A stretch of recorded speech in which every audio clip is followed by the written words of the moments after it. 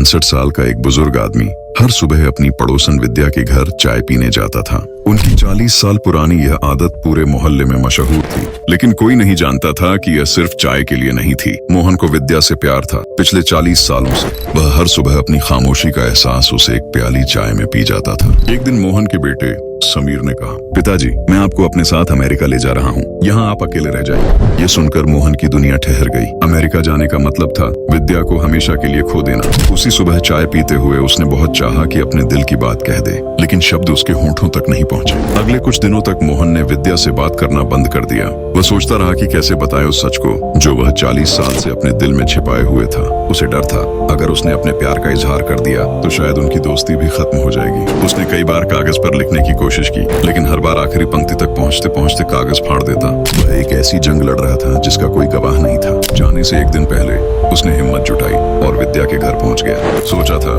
आज सब कुछ कह देगा, लेकिन जब उसने दरवाजा खटखटाया तो एक अजनबी आदमी ने दरवाजा खोला। विद्या अंदर से आई, मुस्कुराकर बोली, मोहन भैया, ये मेरे पति हैं, रमेश। वो कल ही 20 साल बाद दुबई से वापस आए हैं। मोहन की जमीन जैसे खिसक गई। उसका सारा जज्बा, सारी खामोशी अब हमेशा के लिए खामोश हो गई। अगले दिन विद्या उसे अलविदा कहने एयरपोर्ट आई। उसने मोहन को एक छोटा सा गिफ्ट बॉक्स दिया। अंदर एक चाय की प्याली थी जिसके नीचे एक चिट्ठी रखी थी। पढ़ते ही मोहन की आंखें नम हो गईं। लिखा था, पता है, मैं 40 साल से आपकी आंखों में छिपी बात जानती थी। आपके जाने से पहले कहना चाहती थी, मैं भी इंतजार करती थी।